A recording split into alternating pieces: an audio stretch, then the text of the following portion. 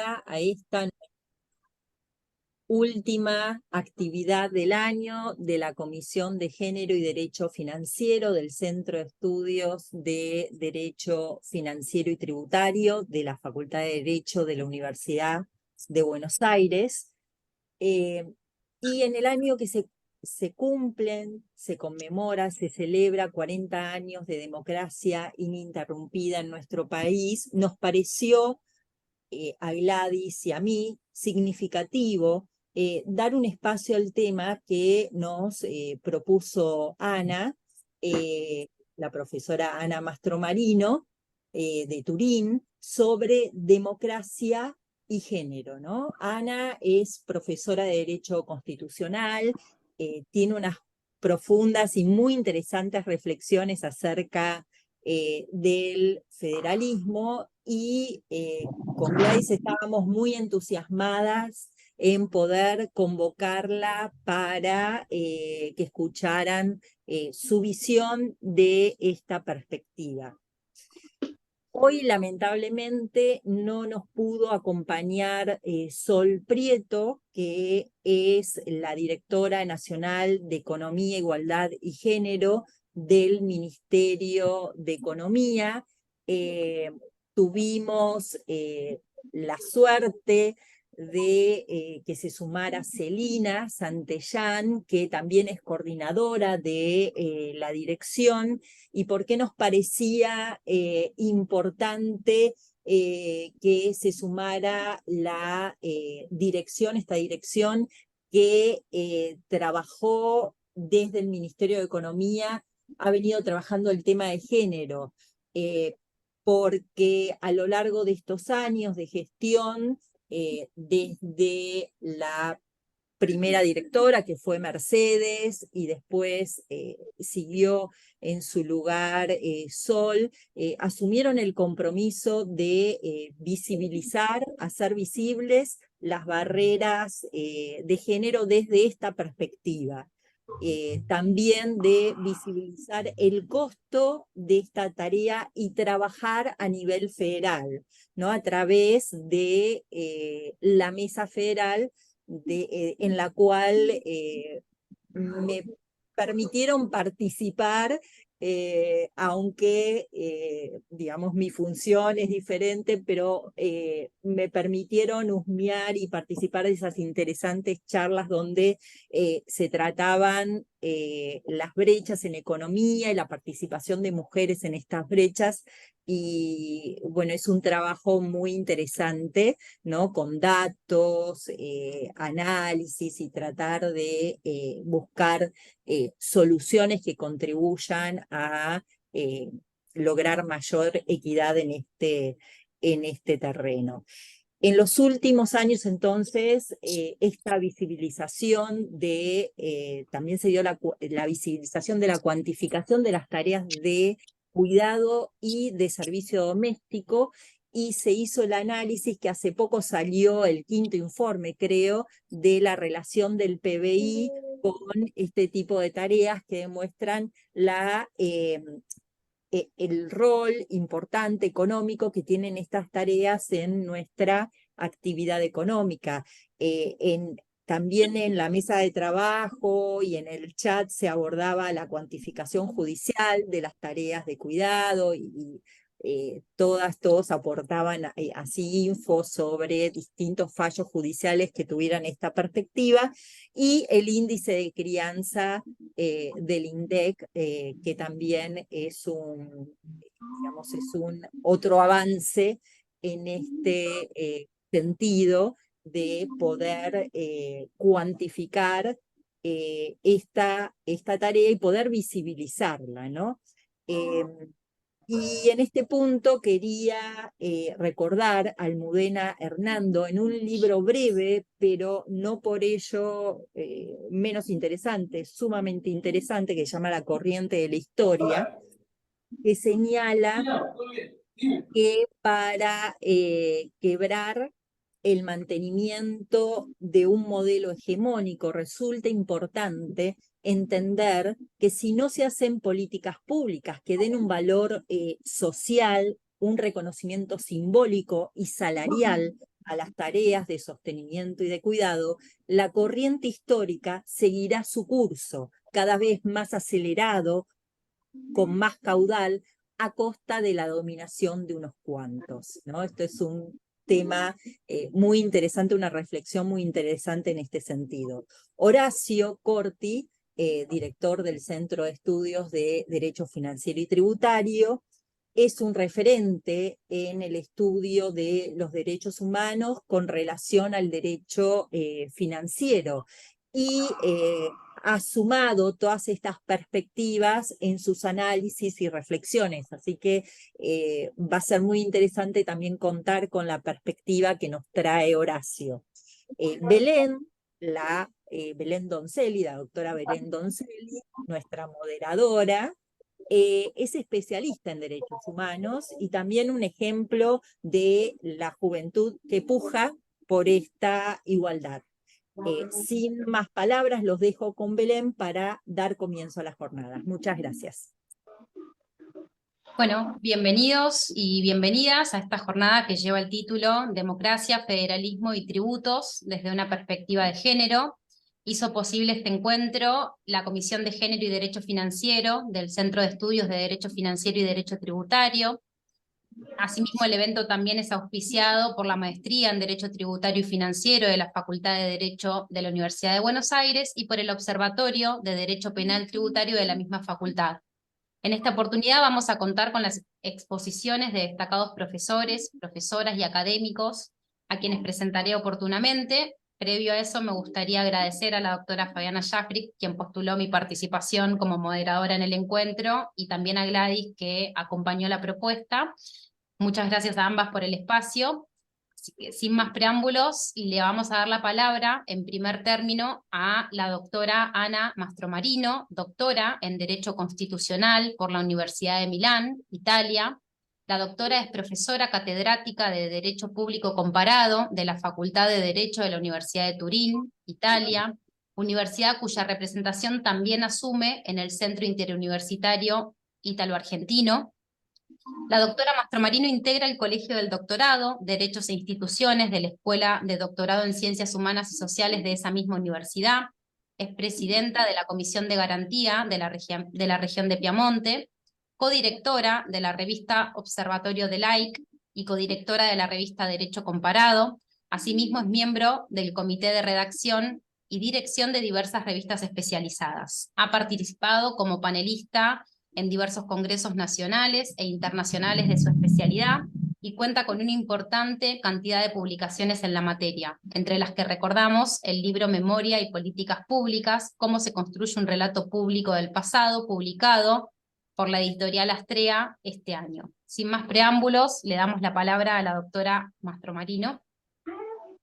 Muchísimas gracias a la coordinadora de este encuentro y muchísimas gracias a Fabiana y a Gladys por la invitación. La verdad que siempre es para mí un gran honor y un gran placer poder así compartir momentos de reflexión, porque esto es lo que es, ¿no? Un momento de reflexión compartida. No me gusta nunca vivirlas, estas cosas como, digamos, clases o seminarios, sino que es un momento en el que se aprende mutuamente. Y para mí siempre es aprender mutuamente porque mi perspectiva es una perspectiva desde fuera y por lo tanto perdonarme si algo, digamos, no coincide con ciertos puntos de vista y perdonar si algo no se entiende perfectamente por mi idioma. Espero que sea lo más posible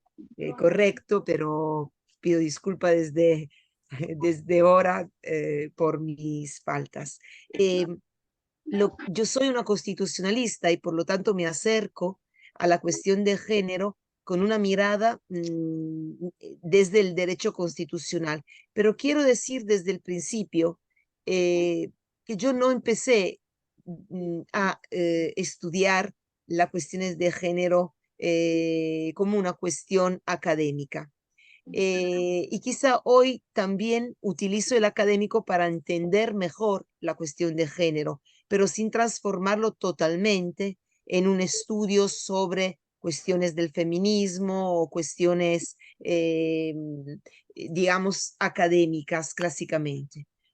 Yo me he acercado a la cuestión de género como académica y como mujer, porque al principio veo aquí muchísimas caras jóvenes, mucho más jóvenes que yo, porque al principio yo pensaba que, como quizá muchas otras personas piensan, que no era necesario, porque esas eran cosas que tenían que ver con un tiempo que ya no era el nuestro, que nosotras ya teníamos la fuerza social, económica, un amparo constitucional, un amparo legislativo para poder hacer que este ya no fuera un tema. Era un tema de las generaciones anteriores que habían luchado y ahora lo único que podía hacer yo era disfrutar de esas luchas y hacer que se sentaran en el mundo. Luego me he dado cuenta que estábamos muy lejos de esto y sobre todo, y lo digo haciendo casi un outing, ¿no? Para mí, la cuestión de género se ha convertido en una cuestión realmente política en el sentido que es algo donde no intento buscar la vía mediana como muchas veces hacemos como investigadoras, como profesoras, o sea, buscar y ver cuáles son las razones de todas las partes. Porque ya he tomado una perspectiva que me doy cuenta que no es la clásica de la investigación donde vas buscando salidas, ¿no? O consideraciones desde varios puntos de vista. ¿Y por esto por qué? Porque me he dado cuenta, yo soy una mujer, digamos, afortunada porque con la lucha he podido llegar donde quería llegar, pero todos sabemos, porque es algo que vivimos todas, cuánto es duro, cuánta fuerza necesita hacer cosas. Y me he dado cuenta de esto, que no vamos a ganar jamás en la cuestión de género si confundimos la realización de cada una de nosotros con digamos, el suceso, la realización del grupo.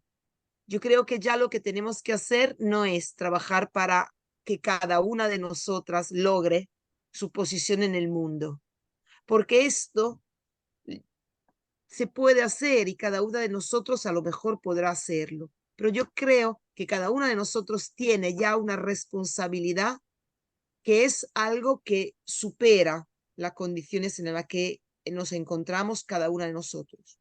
El logro de cada una de nosotros no es realización del grupo, no es logro del grupo. Y hay que trabajar para que el logro de cada una se convierta en el logro de todas. ¿Por qué digo esto? Y ya voy a lo mío, no solo voy a hacer una propaganda, me he preparado algo.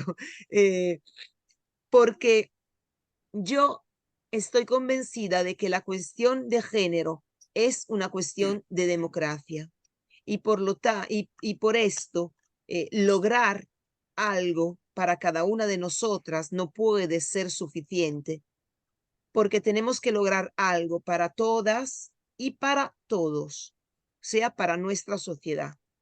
Todos los datos nos dicen que estamos frente a un bloqueo y ese bloqueo social tiene mucho que ver con las condiciones de las mujeres dentro de la sociedad. Bien, lo que vamos viendo es que en las últimas décadas, en casi todos los países, se han alcanzado altos niveles de amparo legislativo por lo que concierne la vida, el rol de las mujeres. Nos encontramos en algunos países, hablo por el mío, sé que Argentina en los últimos años ha tenido muchísimas intervenciones legislativas de muy alto nivel.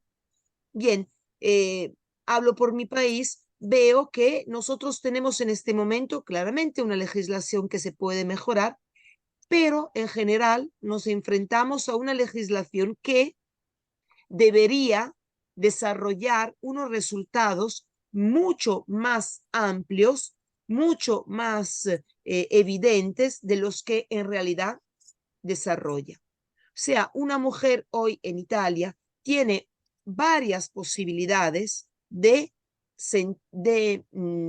amparar su vida, de desarrollar su vida, de lograr una posición social, económica, capaz de superar, de hacerla superar todas las discriminaciones. Pero esto es en el papel, porque en realidad los datos siguen diciéndonos siempre lo mismo. Las mujeres no llegan a las a cargos en el trabajo, a cargos importantes en el trabajo. Las mujeres no tienen autonomía económica. Las mujeres siguen teniendo un rol de, digamos, familiar diferente de los hombres. Las mujeres tienen varias discriminaciones que ya no pasan ni siquiera por el tema de la legislación. Os cuento que ayer salieron aquí en Italia, estuvimos comentándolos con unas compañeras en una reunión, salieron los datos por lo que concierne la autonomía económica de las mujeres en Italia. Y es interesante saber que mitad de las mujeres italianas no tienen acceso o no conocen las condiciones económicas de su familia, en el sentido que no tienen acceso a los datos del banco donde tienen cuenta como familia. Eso quiere decir que las mujeres, aunque trabajen, reciben, digamos, una propina por parte del marido, que es el dinero que luego ellas tienen que, claro, manejar para la familia. Pero ese dinero pasa por una cuenta en la que ellas no tienen acceso y pasa por las manos de un marido. Y cuando hemos estado hablando con muchas de estas mujeres, lo que más te dejaba un poco, digamos, así como sorprendida, era el no darse cuenta que esta no era autonomía económica. O sea, ella te decían, pero yo tengo el dinero, yo puedo manejar dinero. Era el no darse cuenta que en realidad esa no es una autonomía política, una autonomía económica, porque ese dinero de alguna forma está controlado, tu actividad está controlada y tu capacidad de salir de esa situación es imposible porque no sabes ni siquiera cómo puedes hacerlo. Entonces, lo que tenemos en este momento es un gran desarrollo legislativo, pero por otra parte, un nivel, digamos, que no aumenta de lucha a la discriminación. En muchos casos, porque de alguna forma, también las acciones positivas, también todo ese trabajo que se ha hecho desde el punto de vista legislativo y constitucional, es como si hubiese llegado a un punto donde el avance se hace mucho más lento. En algunas ocasiones ni se percibe ese avance. ¿Por qué? Bueno, primero, la pregunta es, ¿qué tipo de igualdad hemos ido buscando a través de la legislación y a través de la Constitución? Y aquí hay que ver que de alguna forma los constitucionalistas se dan cuenta que sigue alimentándose una tensión en la cuestión de género que tiene que ver con un desarrollo de la legislación de género en sentido protector. O sea, la igualdad se desarrolla pensando que hay una diferenciación fisiológica en la que cuando estás declarando que la mujer es igual al hombre, al mismo tiempo estás, digamos, dibujando esos aspectos que desde el punto de vista fisiológico hacen que la mujer sea diferente. Entonces la tensión es una legislación que al mismo tiempo diga que la mujer es igual al hombre, y en este sentido se aplastan las diferencias, pero al mismo tiempo desarrolla una legislación protectora que sigue, digamos, clavando el perfil de la mujer en un perfil social, histórico, que nunca cambia. El tipo de legislación que se hace no es para cambiar la condición de la mujer, sino para ampararla en su perfil social. En este sentido, las desigualdades son concebidas de alguna forma como benignas. Si hay alguna desigualdad en la legislación, esto es porque estamos amparando a las mujeres. Generamos esta idea de desigualdades benignas. Estas desigualdades las consideramos benignas porque están destinadas a preservar la naturaleza de las mujeres, que siendo diferentes tienen que tener un espacio de diferencia. Y por lo tanto, se piensa que este tipo de legislación con diferencias benignas, con una desigualdad benigna, está pensada, ¿no? Para proteger, para amparar las mujeres. Pero, y entonces de alguna forma se dice que esta legislación está en el interés de las mujeres. Pero aquí yo creo que hay la primera trampa. ¿Por qué no nos damos cuenta que todas las diferencias que están a la base del tratamiento diferenciador no siempre, o mejor, nosotros pensamos que tienen que ver con el dato biológico, pero en realidad no tienen que ver con un dato realmente biológico, ¿no? Sino con un dato que tiene su origen en la fuerza que ejercen las jerarquías sociales en la construcción y la percepción de la realidad. Quiero decir que muchas de las diferencias que están concebidas como diferencias biológicas de las mujeres y por lo tanto tienen que ser protegidas a través de una legislación que diferencia el rol de la mujer respecto al rol del hombre, no son realmente diferencias biológicas, sino que son diferencias que están construidas a partir de una jerarquía de poder que a través de 2000 años y más ha construido una mujer que está perfectamente biológicamente pensada para ese rol social que la sociedad y que la historia le ha, digamos, otorgado. No quiero banalizar ni simplificar demasiado, pero de alguna forma cuando nos dicen que las mujeres son unas personas más frágiles, que las mujeres son personas que no están, el sexo débil, ¿no? Personas que no están pensadas de la naturaleza para hacer trabajos que de alguna forma necesitan una gran fuerza, lo que nos estamos olvidando es que a lo mejor tampoco las jirafas estaban pensadas para tener el cuello largo, pero dentro de muchos tiempos el cuerpo se cambia según el, digamos, el rol social que estás llamada a desarrollar y a tener. Por lo tanto, si la mujer está pensada para estar en casa, producir niños y niñas y ocuparse de ciertos trabajos, no necesita desarrollar un cuerpo que tenga una fuerza física abnormal. Incluso las mujeres que por su biología puedan haber tenido cierta fuerza eran inútiles y como inútiles han sido de alguna forma superadas por la evolución. Por lo tanto, lo que vemos hoy es claramente una mujer que tiene un rol social y su cuerpo, sus capacidades biológicas en muchísimas ocasiones responden perfectamente al rol que dentro de 2000 años, no estamos hablando de un día, 2 o una semana, sino estamos hablando de siglos, la ha construido.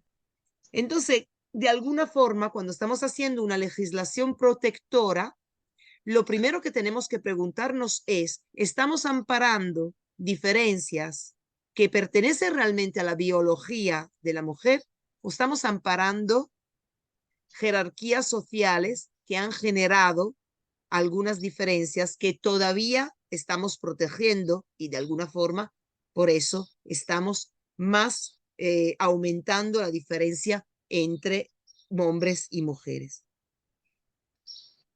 A mí me parece que es necesario contemplar el principio de igualdad como expresión del principio de no discriminación, evidentemente, pero que esto presupone que la diferencia sea entendida en su esencia, distinguiendo los casos en los que es una mera proyección de una idea cristalizada en la sociedad de que quiere decir ser mujer y de qué quiere decir ser hombre. Sí, what is- Y de alguna forma esto nos permitiría empezar a ver que a veces lo que pensamos ser naturaleza en realidad se puede configurar como una injusticia o como diferencias heteroimpuestas que de alguna forma estamos alimentando en el momento mismo en el que en realidad queremos amparar o queremos generar igualdad. La tensión entre igualdad y diferencia es algo con la que el constitucionalismo democrático lidia desde décadas. En el caso de las mujeres, esto se hace más complicado porque mucha de esta tensión está de alguna forma amparada dentro de la construcción de la diferencia biológica. Primero, entonces, preguntarse, cuando hablamos de diferencia biológica, ¿estamos hablando de una diferencia biológica de verdad o de una construcción heteroimpuesta de roles, de una visión social de nuestros cuerpos, una visión social de nuestra mente, una visión social de nuestras capacidades? Las mujeres tienen que hacer trabajos más relacionados con la emotividad, los hombres pueden hacer trabajos más relacionados con la racionalidad. Quizá en demasiadas ocasiones tenemos una visión muy estereotipada de la vida, porque ya sabemos que no es exactamente así en todos los casos. Bueno, otro elemento que quiero añadir, casi como para poner en la mesa varias cosas, es que esta idea ha sido de alguna forma puesta en duda por otra idea que me parece tampoco puede ser aceptada. Por lo menos a mí no me satisface mucho. Y es la idea de tratar las mujeres como una minoría. O sea, en algunas ocasiones hemos oído que una buena política de protección contra la discriminación podría ser la misma que ponemos en la mesa cuando tenemos que tratar otros tipos de minorías. Y es verdad que muchas constituciones han empezado a utilizar una legislación. Por ejemplo, en muchas ocasiones esta confusión puede ser generada por las legislaciones de las acciones positivas, o sea, considerar las mujeres como una minoría y por lo tanto dejarle un espacio para un desarrollo como una minoría. Pero en realidad las mujeres no son minorías. Cuando digo que la cuestión de género es una cuestión de democracia, es porque las mujeres no quieren encerrarse en un espacio para tener, digamos, una vida separada o una vida en la que se reconozcan una no discriminación a partir de algunas diferencias. Porque aquí me parece que la necesidad es tener juntas varias perspectivas, tener junta la existencia de diferencias biológicas y al mismo tiempo no discriminar a partir de esas diferencias, pero después de haber, digamos, desbulonado toda una estructura social que no nos permite ver cuál es realmente la esencia de esta diferencia. Me parece que al final lo que se puede obtener es que como no llegamos a esa igualdad a partir de un trabajo de no discriminación, intentamos alcanzar un nivel de protección diciendo, es verdad, soy mujer, soy diferente, necesito y quiero que tengas una, digamos, una atención particular para lo que soy y para mi vida social. Y entonces a veces somos nosotras mismas que queremos ser minoría, digamos, porque el derecho constitucional en los últimos años está más acostumbrado a proteger minorías que no a proteger realmente grupos vulnerables. Porque al final hay muchísimos constitucionalistas que ya no se dan cuenta que los dos a veces coinciden, pero que no todos los grupos vulnerables son minorías y no todas las minorías son grupos vulnerables. Pero hay toda una literatura que con el tiempo ha hecho que estas dos clases se vayan juntando.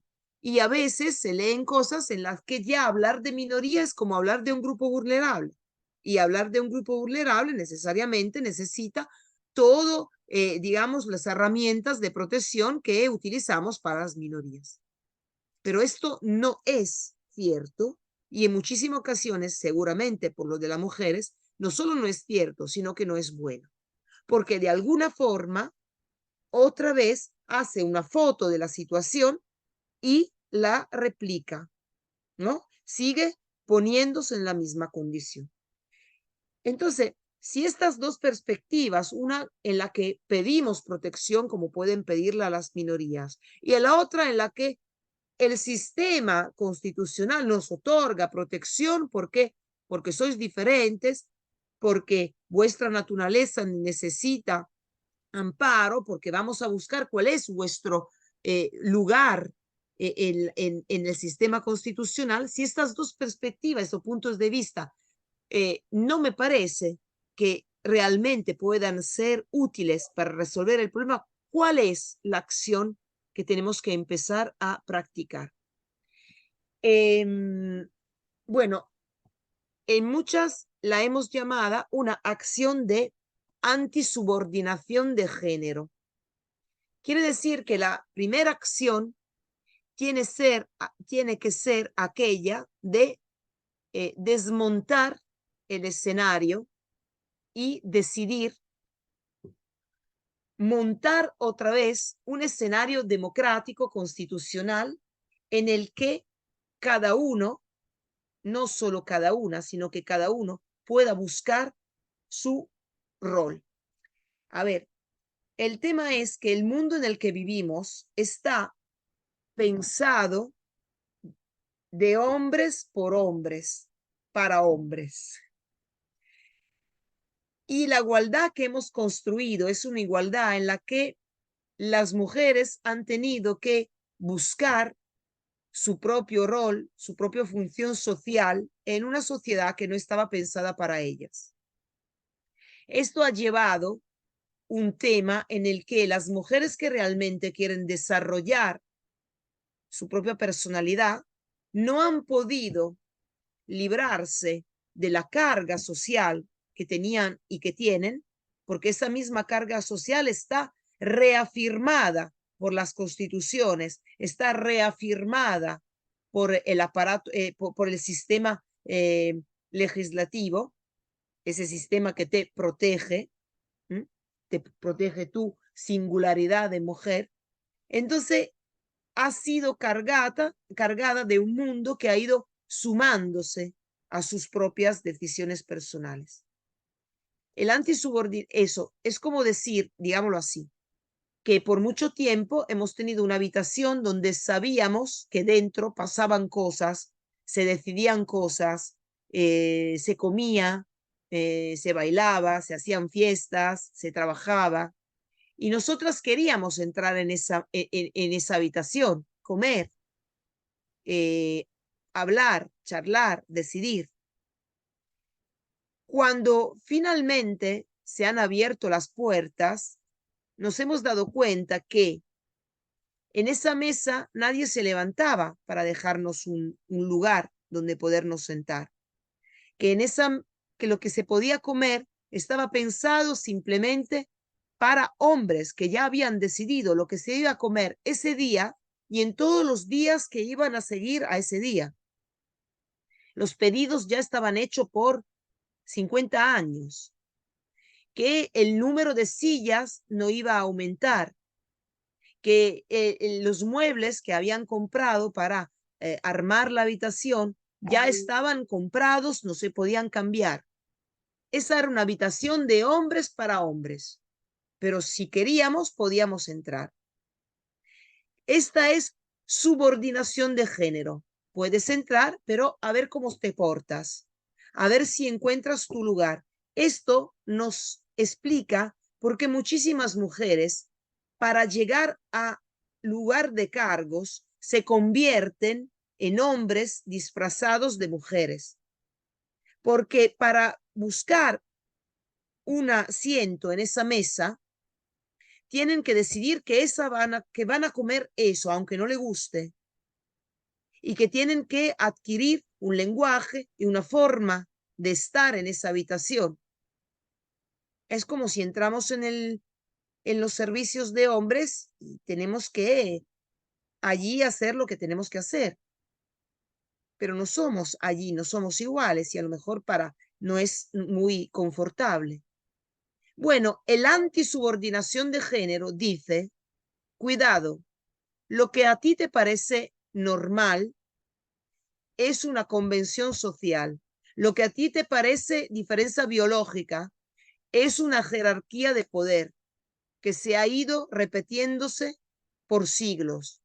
Lo que a ti te parece igualdad es una discriminación social sistémica. A ti te parece bien, pero a mí no. Y entonces hay que sacar todos los muebles, todos los cuadros que hay en esa habitación y empezar otra vez a ver cómo es una sociedad en la que las decisiones son tomadas por hombres o mujeres, cómo es una sociedad en que el concepto de familia no está pensado según una jerarquía de poder que se ha ido construyendo en los años. ¿Cómo es una sociedad en la que admitimos que nuestro destino común puede ser escrito por hombres y mujeres? Estas son las preguntas. ¿Pero por qué entonces la cuestión de género es una cuestión democrática? Porque el constitucionalismo es el lugar de la lucha de poder. El constitucionalismo democrático, el constitucionalismo en general, el constitucionalismo democrático se funda en dos pilares: organización política, protección de derechos. Uno y otro son las dos grandes luchas del poder. Organización política lo entendemos perfectamente. Quien gana tiene el mando. Quien gana organiza el poder. El otro lado, no podemos ser tan ingenuos de no entender que también la protección de derechos es una lucha de poder. Porque yo llego a ser amparada, protejo un derecho y he ganado un espacio en el escenario público. La Constitución es el lugar donde se definen las jerarquías de poder. Es un lugar de lucha de poder. Bien, esto quiere decir que la cuestión de género es una cuestión de poder, es una cuestión constitucional, es una cuestión de insubordinación de género, porque si queremos realmente que las cosas cambien, es porque esa legislación no tiene que ser pensada simplemente para protegernos, dejando así como están los equilibrios de poderes, sino que tiene que ser una legislación y una acción política que cambia totalmente el equilibrio de poder. Hasta que no entramos en las salas de máquinas, en las salas donde hay los botones para decidir, no podemos realmente tener una democracia dual. No podemos tener una lucha contra las discriminaciones reales, porque alguien va a decidir en qué tipo de habitación vamos a poder ejercer nuestros derechos y vivir nuestras vidas.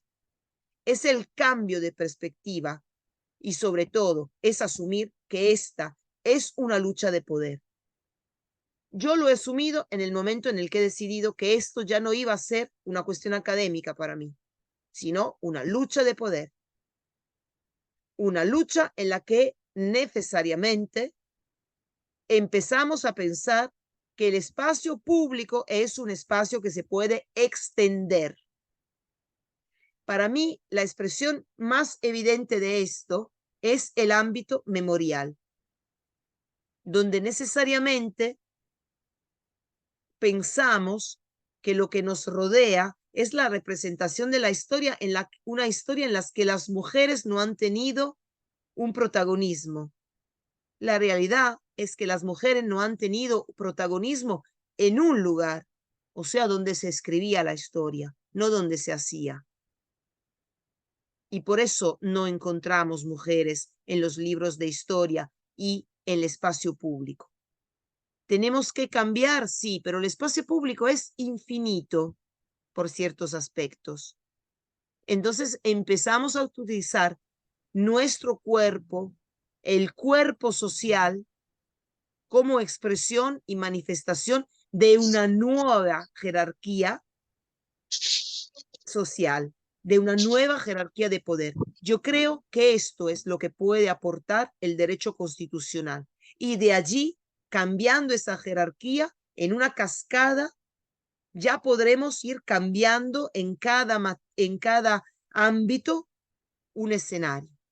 Pero mientras que estamos pensando si el coma, si el punto, si la palabra, si no, lo siento, pero yo creo que hemos llegado a un punto donde nuestra, digamos, el cansancio de trabajar en esas cosas es mucho más grande de lo que logramos. ¿Y eso por qué? Porque es una lucha de poder. Y creo que hasta que no llegamos a compartir ese poder, no vamos a resolver. He dicho compartir. No creo que las mujeres sean mejores de los hombres, pero tampoco creo que los hombres sean mejores de las mujeres. Gracias. Muchas gracias, doctora Mastromarino, por la interesantísima exposición. Ahora nos toca escuchar a la licenciada Celina Santellán. Es licenciada en Economía por la Universidad de Buenos Aires, maestranda en Políticas Públicas de la Universidad Torcuato Di Tella y actualmente es coordinadora de la Dirección Nacional de Economía, Igualdad y Género. Celina, te damos la palabra. Bueno, gracias. Un placer haber escuchado a Ana y la invitación. Les agradezco mucho la posibilidad de compartir un poco lo que venimos haciendo desde la dirección. Si puedo, voy a compartir no una, sino dos presentaciones. Voy a tratar de hacerlo lo más rápido posible. No tengo habilitada la posibilidad de compartir pantalla, pero si puedo me voy a apoyar en la presentación, que no pretende mucho más que tratar de hacer un poco más liviano lo que me parecía interesante venir a contarles. Ana me parece que hizo una presentación brillante sobre un poco su perspectiva, desde dónde arranca o dónde se sustenta la desigualdad de género, y me parece que es una mirada, bueno, justamente por esta mirada más constitucional, mucho más eh, desde el punto de vista político. Mi idea es sumarle a eso alguna descripción un poco más sobre la perspectiva económica. A mí, yo los tengo a todos congelados, no sé si me están escuchando o no. ¿Se escucha Celina, bien? sí, se te escucha muy bien. Mira, no tengo posibilidad de ponerte como host, pero te ofrezco si querés pasarme, ahí está, ahí te Ahí puse pude el... compartir. Ah, Sí, bueno. Yo te habilité, ahí me Celina, apareció. yo te habilité. Gracias. Ahí Bien. pude, ahí pude. Ahí ven las presentaciones. ¿Estamos bien? Todavía no se ven, pero sí. Ah, ahí está. Bueno, por favor les pido si en algún momento se me llega a cortar o algo que me interrumpan porque por momentos les veo un poco trabados y trabadas, así que me va a servir tener ese feedback. Donde, bueno, la idea es un poco sumarle esta perspectiva económica que tiene muchísimos puntos en común con todo lo que traía Ana a colación, como muchas veces estas desigualdades son estructurales y vienen, como bien decía, de hace 2000 años o más incluso, como son transversales a nuestra historia, sobre todo a nuestra historia en países como el nuestro, que son países bastante jóvenes, que tuvieron toda su historia económica y política atravesada por esta desigualdad. Y a mí me parecía que eso tenía sentido porque eso hace sentido con la experiencia que vengo a comentarles, que es la experiencia de la Dirección Nacional de Economía, Igualdad y Género. Estos van a ser los puntos que voy a tratar en los que voy a tratar de enfocarme. Voy a ver cómo vengo de tiempo, les pido también que me avisen. Y sobre todo queríamos darle un poquito la pata del federalismo, así que enfocarnos en la experiencia de la Mesa Federal de Políticas Económicas con perspectiva de género. Pero bueno, en principio arrancar como contándoles qué es esta dirección, qué sentido tiene, por qué existe. Y nosotras venimos trabajando en esta dirección hace 4 años, y lo primero que traemos a colación siempre es la experiencia innovadora de una dirección de economía, igualdad y género. En general, y me parece que esto tiene que ver con el sentido común, las experiencias que tienen que ver con la igualdad de género o que abordan este tipo de temáticas suelen estar en el plano institucional, sobre todo vinculadas a el acceso a la justicia, a la violencia de género, a la eliminación de las formas de violencia contra la mujer, o bien a los derechos por ganar que tienen las mujeres y los derechos pendientes, como podía ser el acceso a la interrupción voluntaria del embarazo hace unos años en nuestro país, pero en otros países puede ser incluso el acceso a cargos políticos y a cargos y a puestos de toma de decisión. Y no es tan usual ver en los armados institucionales oficinas o dependencias que estén directamente enfocadas a reducir la igualdad de género y a enfocar los esfuerzos en la reducción de la desigualdad de género en el plano económico. De hecho, es tan inusual que esta dirección, que es una dependencia dentro del Ministerio de Economía, es una experiencia pionera a nivel regional. Esto es, por lo general, las unidades de género suelen ser más a modo Ministerio de la Mujer, organismos un poco escindidos del resto del armado, que se ocupan de esto que les decía antes, ¿no? Como de las cuestiones de representatividad, de las cuestiones de violencia, pero no suele haber unidades específicamente diseñadas para atravesar la política económica. Y en nuestro país, esta unidad se fundó y se creó en fines de 2019, principios de 2020, porque se fundamentó en un diagnóstico y en una premisa que tiene que ver con que la desigualdad de género y la desigualdad económica de género es estructural y ordena la totalidad de nuestras relaciones económicas. Y a eso se le añade otro diagnóstico, que es que si no se toman acciones desde la política económica para transformar esa realidad, lo más probable es que esa realidad se perpetúe y esa desigualdad no se achique, sino que se sostenga a través del tiempo. Y a mí me parece que hay algo fundamental, porque es necesario tener esa comprensión y esa convicción, y esto que traía Ana a colación de tomarse muy en serio la disputa y la lucha, para plantear esta necesidad. Si nosotras cambiáramos la premisa, nosotros dijéramos, esto se puede resolver autónomamente, esto no es un problema, no habría necesidad de actuar. Entonces, sobre eso, que es muy, muy básico, a nosotros siempre nos parece importante traerlo a colación, porque nos permite también entender desde dónde se toman las decisiones. Y adentro de ese diagnóstico de que la desigualdad de género es estructural, se suman, bueno, ¿por qué es estructural? ¿No? El fundamento basado en datos. Yo soy economista, estoy en el Ministerio de Economía, un poco nuestro lenguaje son los datos, entonces justamente tenemos que fundamentar esa premisa con la evidencia.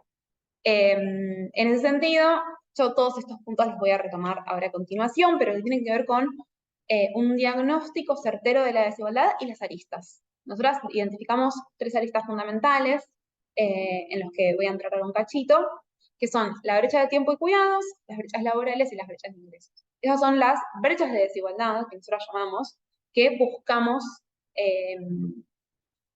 apuntar y reducir mediante el trabajo que se lleva a cabo en esta oficina.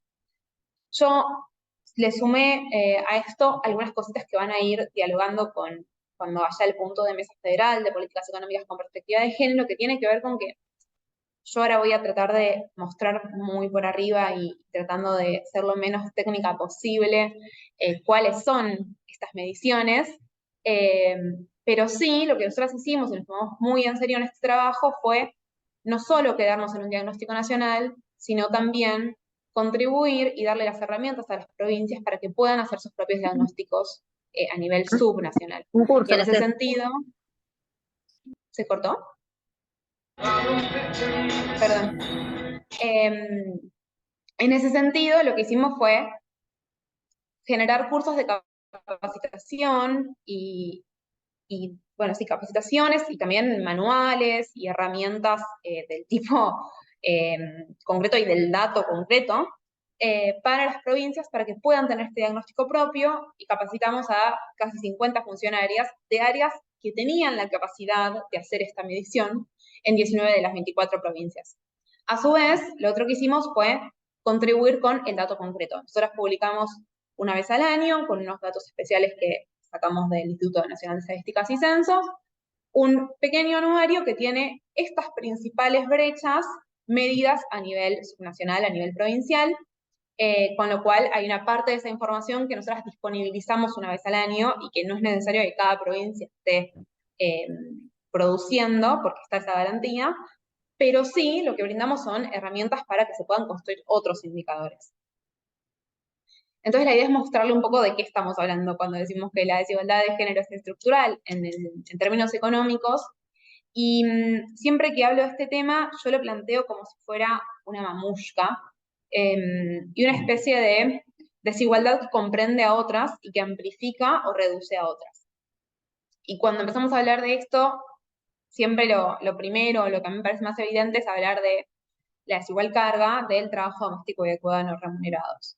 Trabajo doméstico y cuidados no remunerados abarca todo lo necesario para que cada uno de nosotras vivamos, ¿no? Lo necesario desde que nos levantamos hasta que hacemos cada una de nuestras comidas, la disponibilidad de vestimenta, la disponibilidad de un hogar que está limpio, cuidado, que tiene las provisiones para asegurarnos también nuestra alimentación, nuestra higiene. Todo ese tiempo es en todas las vidas muy importante y se puede medir. Nosotros usamos datos de una encuesta específica que realiza el Instituto de Estadísticas y Censo, ahí está en la base, que es la Encuesta Nacional de Uso del Tiempo, que mide justamente cómo se distribuye ese tiempo. Cuando vemos qué sucede con este tiempo, vemos que en el agregado las mujeres destinan en promedio 6 horas 40 de sus días a estas tareas, y los varones dedican 3 horas y media de sus días a estas tareas. Ese trabajo se puede diferenciar entre trabajo de cuidado, que es el que está directamente destinado a cuidar a un otro, a una otra o a sí mismo, el trabajo doméstico, que tiene que ver con la mantención del hogar, o sea, no el cuidado de las personas, sino el cuidado del hogar, si se quiere, y el trabajo voluntario, que tiene todo lo que entra en esa comprensión, que va a tener que ver con las actividades de voluntariado que hagan cada una de esas personas. Ahí están las horas promedio que destinan mujeres y varones a cada uno de esos tipos de trabajo no remunerado. Ninguno de estos trabajos tiene una remuneración por hacerse, salvo cuando se realiza servicio doméstico y eso se vende en el mercado laboral. En este caso, de lo que estamos hablando es del trabajo que no tiene una remuneración y de las horas que se destinan a ese trabajo. Y algo que quizás sea evidente para muchos de ustedes, pero quizás no, es que esas 6 horas 40 que destinan las mujeres en promedio a estas tareas es casi una jornada laboral. Si una jornada laboral es 8 horas, 6 horas 40 está bastante cerca de eso. Es decir que, y si dividimos el día en partes iguales, al menos un tercio del día de las mujeres se les va en ese trabajo no remunerado que se usa y que le da bienestar a sus familias, a las personas con las que conviven, pero que también permite que la sociedad funcione. Y por eso decimos que es estructural, porque es un trabajo que sostiene a la sociedad y a la economía. Estas desagregaciones, este trabajo se puede ver de acuerdo a otro tipo de desagregaciones, como por ejemplo si las personas trabajan o no trabajan en el mercado laboral, es decir, si además tienen una ocupación. Y a mí este punto me parecía interesante traerlo porque demuestra algo que no siempre es tan evidente. Cuando hablamos de quienes nos dedicamos a estos temas, hablamos mucho de roles de género, y era algo que Ana traía mucho a colación, y tiene que ver con lo que nos indica la sociedad que deberíamos hacer de acuerdo a nuestro sexo o nuestro género. Y a veces pareciera que, o puede ser muy válida la pregunta de, bueno, las mujeres al final están destinando esas 6 horas 40 de sus días a este tipo de tareas no remuneradas y al cuidado, porque son mujeres o porque en realidad tienen más disponibilidad horaria porque no están insertas en el mercado laboral. Y para mi gusto, esta segunda explicación, este segundo gráfico, lo que permite ver es que tiene mucho más que ver con el rol de género que con la inserción en el mercado laboral.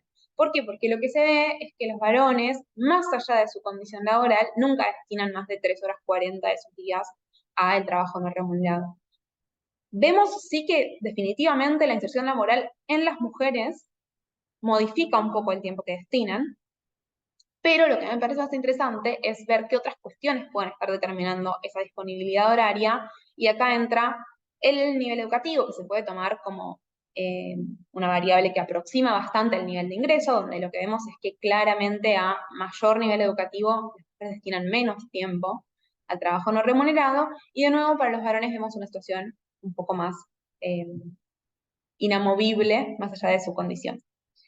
Acá pueden jugar muchas cosas, pero sobre todo, una de las cosas que firmamos, quienes estamos realizando investigaciones al respecto, es que tiene que ver con la capacidad de tercerizar este trabajo no remunerado. No quiere decir que los hogares en donde viven estas mujeres con mayor nivel educativo tengan menores necesidades que satisfacer, sino que lo que tienen es más capacidades de distribuir ese cuidado, ya sea mediante el consumo de bienes, como puede ser un lavavajillas, un lavarropas, una aspiradora automática que hace una parte del trabajo que podría hacer una persona, o mediante la contratación de servicios que también alivian esa carga, sea una posibilidad de tener a sus madres o sus padres, a los adultos mayores, en lugares específicos de cuidado, la posibilidad de tener jornadas extendidas en los menores de edad de los hogares, o la posibilidad de incluir trabajadoras de casas particulares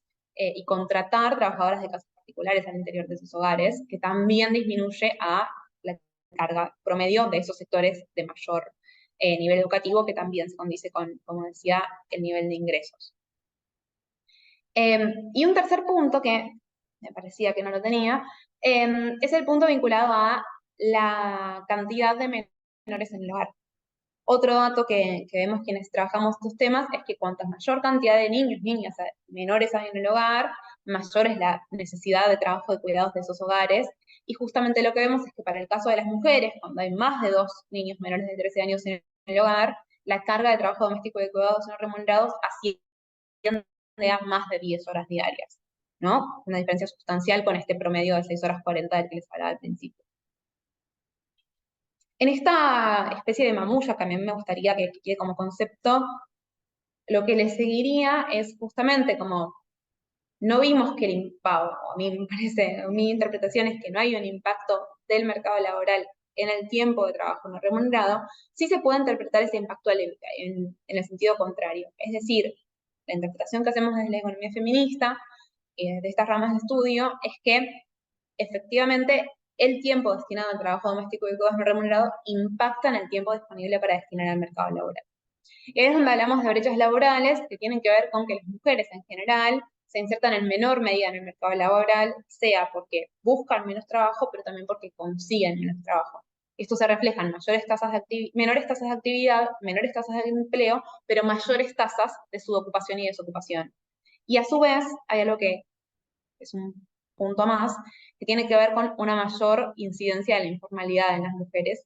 Y esto también tiene que ver con el trabajo doméstico y de cuidados no remunerados, porque tiene que ver con que muchas veces ese trabajo requiere una flexibilidad que puede obtenerse de manera más simplificada en la informalidad. Esto fundamentalmente debido a cuestiones de normativas del mercado formal que limitan o que solamente asignan una porción inferior a la necesaria de tiempo para estos cuidados. Esto sigue siendo bastante descriptivo y tiene que ver con, bueno, cómo se distribuyen mujeres y varones en el mercado laboral. Y acá se puede volver un poco a esta interpretación de los roles de género que traíamos al principio y que Ana también trajo a colación, y cómo esos roles que están asignados en la intimidad, adentro de los hogares, en las dinámicas sociales, se reproducen en el mercado de trabajo. En este gráfico lo que muestra es la cantidad de mujeres y varones en cada rama de actividad. Entonces, la lectura sería que el 98% de las trabajadoras de casas particulares son mujeres y solo el 2,2% son varones. Por el contrario, en el otro límite, en el extremo, el 4,3% de los y las trabajadoras de la construcción son mujeres y el 95% son varones. Esto lo que nos muestra es que también esa división y esos roles se verifican en el mercado laboral. Un nombre marketinero para esto que quizás hayan escuchado es paredes de cristal, ¿no? Es como si hubiera cubículos, paredes que delimitan ocupaciones que son de mujeres y varones, y que no hay nadie ahí que cuando una entre y cuando una quiera acceder a ese empleo le diga, vos no podés porque sos varón, vos no podés porque sos mujer, sino que simplemente los mismos roles y estereotipos van reproduciendo esa naturalización. Por eso usamos la metáfora de que son de cristal, podrían parecer imperceptibles, pero cuando vamos a la medición, cuando vamos a los datos, son más que tangibles.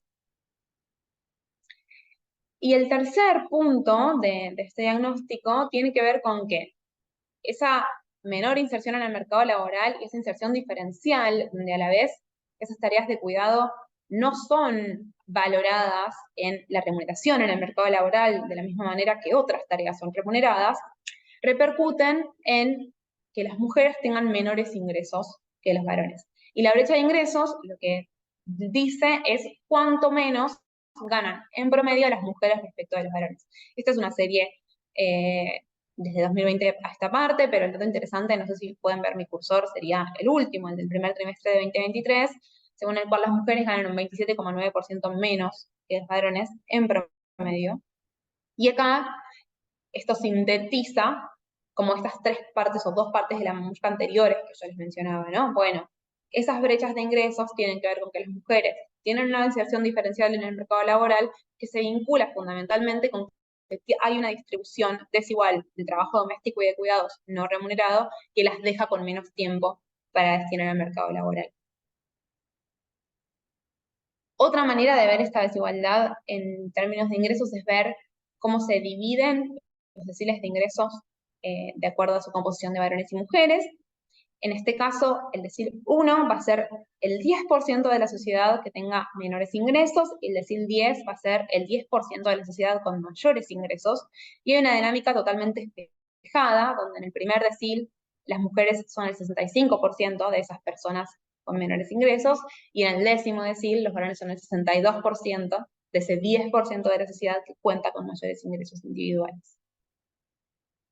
Este es un poco el diagnóstico que hacemos a nivel nacional, y justamente en lo que trabajamos es que en las provincias se reproduzca ese diagnóstico y se pueda tener una comprensión más certera de la realidad territorial, sobre todo en lo que respecta a la desigual inserción en el mercado laboral, porque eso va a ser lo que va a permitir después, de nuevo, en la premisa fundamental de la creación de este espacio de trabajo, en la definición de políticas que contribuyan a la reducción de esas brechas. Nosotras no medimos estas brechas simplemente porque nos parece importante, pero sobre todo las medimos porque creemos que esa información es información muy valiosa para poder diseñar políticas que contribuyan a reducirlas y a vivir en una sociedad más igualitaria.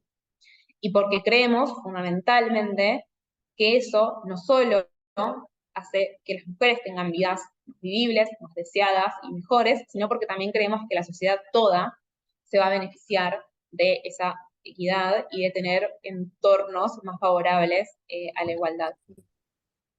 Un trabajo teórico que nos pareció interesante hacer en su momento, lo hicimos en 2020 y lo volvimos a repetir a principio de, bueno, no, a principio no, hace muy poquito este año, como traía Belén, es la medición de cuál sería el valor de ese trabajo no remunerado, es decir, del trabajo doméstico de cuidados que no tiene una remuneración, si la tuviera, en comparación con el resto de las ramas que conforman el Producto Bruto Interno, el PBI, El servicio doméstico en esta medición está medido de manera diferencial, está acá abajo, es ese 0,6% del Producto Bruto que figura en el gráfico, y por el contrario, el aporte del trabajo no remunerado, si tuviera una remuneración, si tuviera un precio, si le pusiéramos un precio a todas esas horas de trabajo que destinan un precio de varones el sostenimiento de las personas que conviven con ellos y con los hogares en los que viven, representaría el 16,8% del PBI,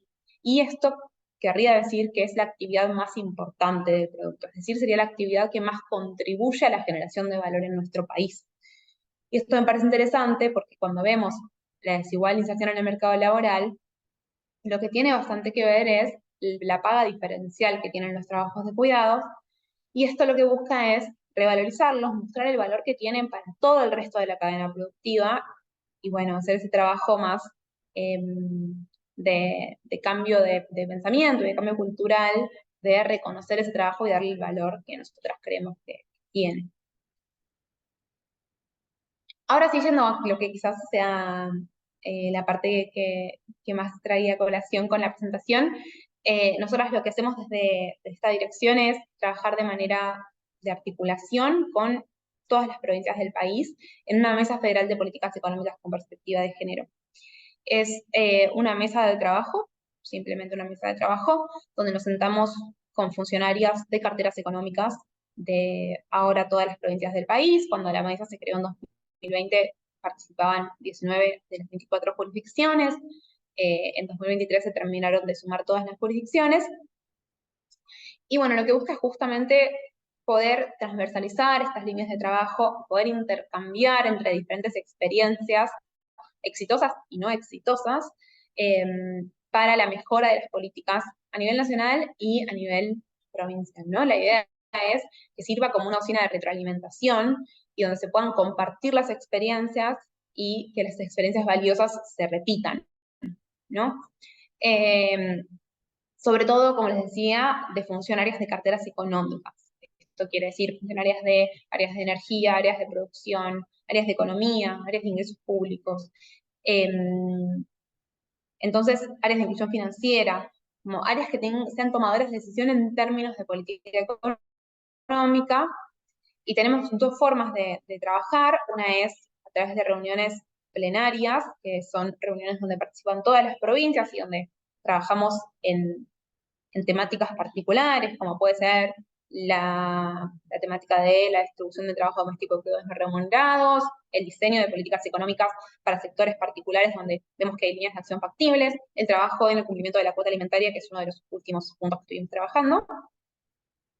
Y justamente a partir de este trabajo de articulación federal, hace 3 años ya, que hay 2 provincias, además de la nación, que cuentan con direcciones de economía, igualdad y género, adentro de los ministerios de economía, que son las provincias de Buenos Aires y de Chaco, que justamente tienen unidades específicas al interior de los gobiernos provinciales para transversalizar la perspectiva de género en la política económica.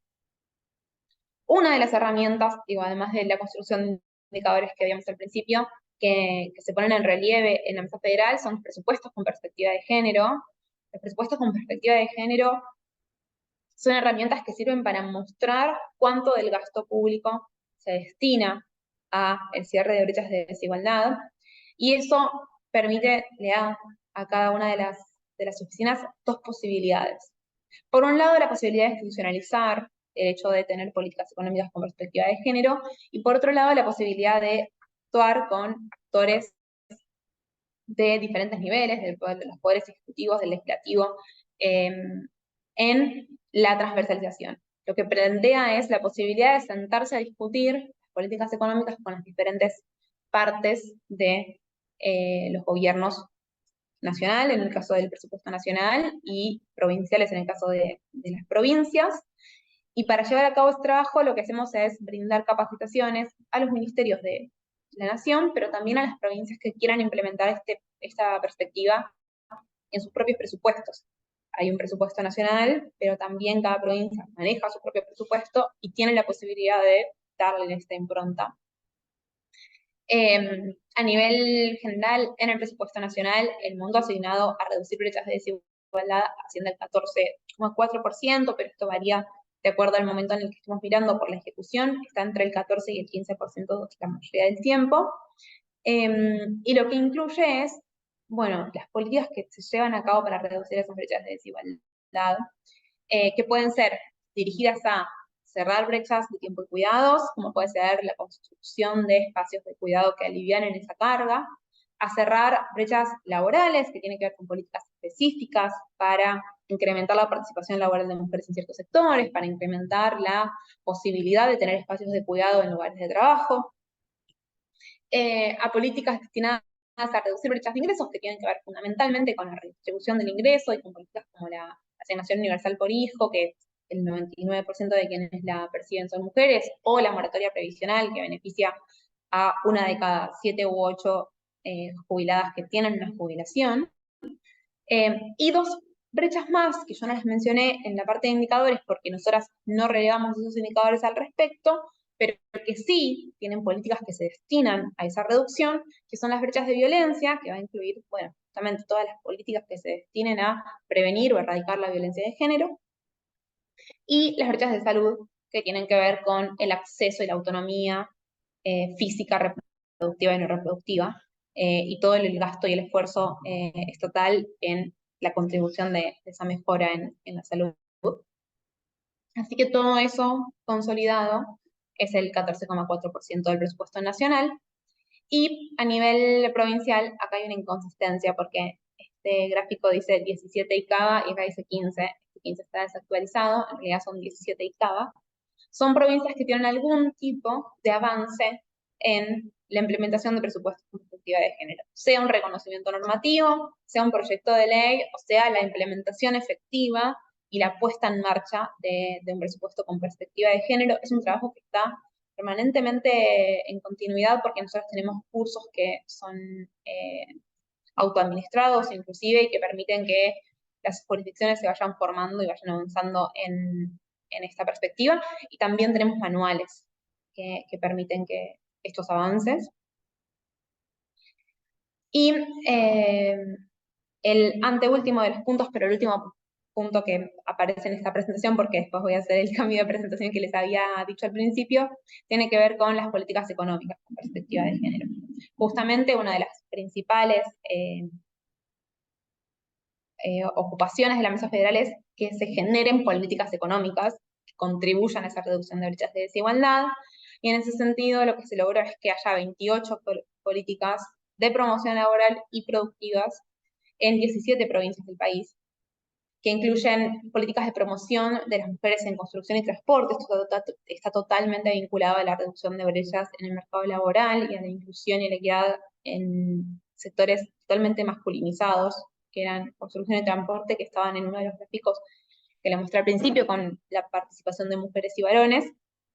En estos sectores hay una baja tasa de participación femenina, y justamente hay 9 provincias que tienen programas que por lo general tienen nombres como constructoras o conductoras, que alientan a la promoción de las mujeres en estos sectores de actividad. Algún tipo de política similar o con el mismo sentido se realiza en el área de minería, que también es un área totalmente masculinizada y que a su vez tiene una remuneración diferencial respecto a otras actividades. También hay provincias que las políticas de cierre de brechas de género que desarrollan tienen más que ver con el desarrollo de la infraestructura de cuidados, que van a ser todos estos edificios, pero también espacios donde se provea cuidado a personas mayores, a adultos menores, y que contribuyan a que ese tiempo que destinan las mujeres al trabajo doméstico y de cuidados no remunerados se vea más redistribuido entre diferentes actores. Provincias que promueven políticas que incentivan la inclusión de mujeres y niñas en la tecnología. De nuevo, un sector totalmente masculinizado y con altos niveles de remuneración, con lo cual esto permitiría, digo, en este caminito de brechas, contribuiría a reducir la brecha en el mercado laboral, pero también las brechas de ingresos. Y provincias con líneas de crédito para emprendedoras o iniciativas de inclusión financiera para mujeres que están totalmente vinculadas a las brechas de ingreso. Hay otro punto que no tiene que ver con la promoción laboral y productiva, pero que tiene que ver con programas de gestión menstrual. Nosotros desde la Dirección de Economía, Igualdad y Género trabajamos en el diagnóstico y en el desarrollo de problemas, si se quiere, de la gestión menstrual como un proceso singular que atraviesan las personas que menstruan por su capacidad biológica y que muchas veces repercute en la capacidad de gasto de las familias y de las mujeres de esas familias, porque tienen un gasto diferencial en los productos de gestión menstrual. Y ahí también hay provincias que avanzaron en este tipo de políticas. Por otra parte, otra de las políticas que no están explicitadas, pero que también son relevantes y nosotras tratamos de mover bastante, tiene que ver con la extensión de licencias, la creación de lugares de cuidado al interior de las empresas, que también contribuye a la redistribución de ese tiempo de cuidado, a la vez que a la inclusión laboral de las mujeres. Voy a pasar a la segunda. ¿Estamos bien de tiempo? Para que pase la segunda presentación. Sí, tenés, los 10 minutos tenés. Perfecto. Voy a tratar de que sea un poquito menos. El sexto punto tiene que ver con el índice crianza, que es una de los más recientes trabajos de la Dirección de Economía, Igualdad y Género.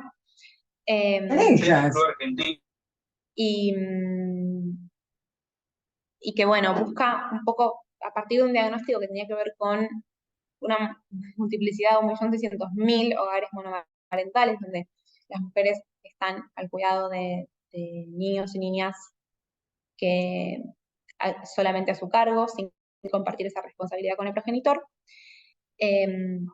donde en 3 de cada 5 de esos hogares no se recibe la obligación alimentaria en tiempo y forma.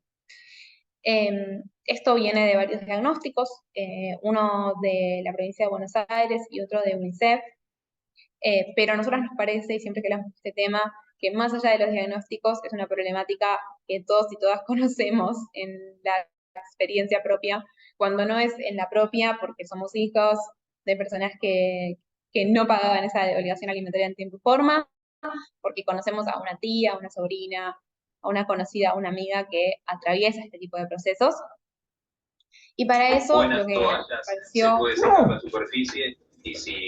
útil avanzar era en una estimación de ese costo que permitiera dar un valor de referencia objetivo sobre el costo de crianza de niños y niñas y adolescentes y que permitiera determinar ese valor de la cuota alimentaria de manera más rápida y por lo tanto darle mayor viabilidad a sus procesos.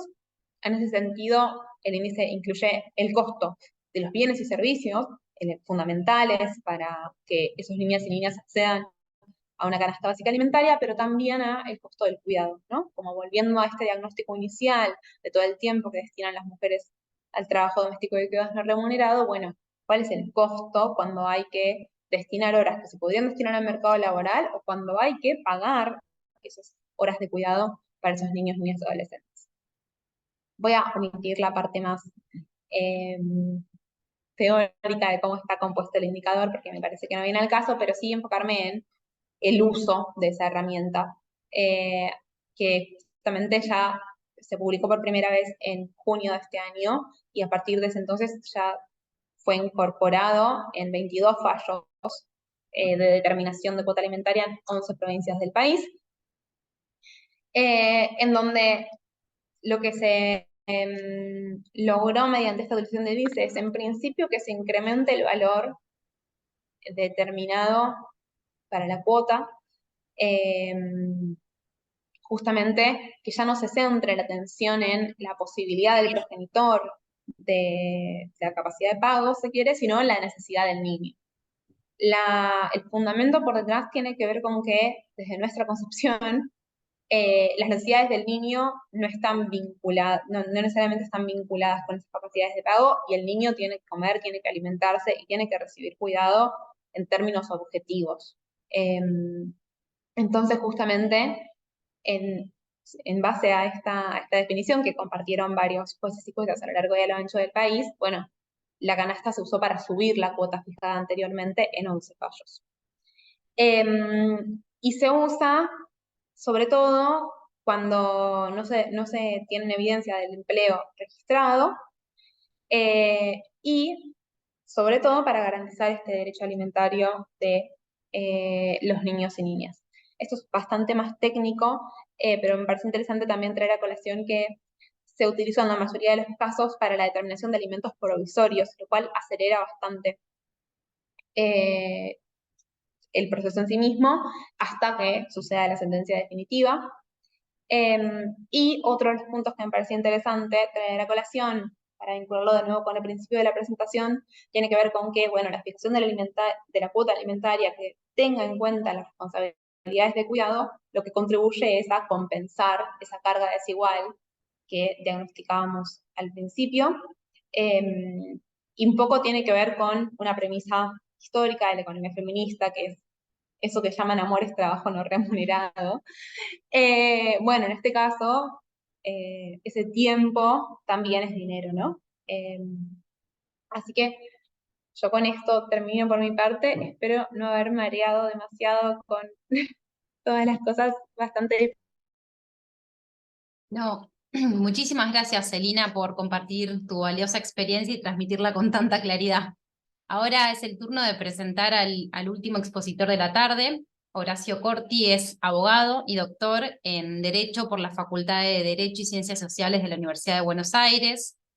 En su vasto currículum destaco su desempeño como profesor titular de Finanzas Públicas y Derecho Tributario de la Universidad de Buenos Aires y director del posgrado en Derecho Tributario de la misma universidad, profesor titular de Finanzas Públicas en la Universidad París Panteón Sorbonne y Universidad del Salvador, codirector junto con el profesor Nicola Napoletano del Máster en Derechos Humanos, Política Fiscal y Crisis Financiera Global en Europa y América, de la Universidad de Roma, Unitel Sapienza, investigador en Filosofía del Derecho, Derecho Constitucional y Finanzas Públicas y Derecho Financiero, autor de libros y numerosos artículos.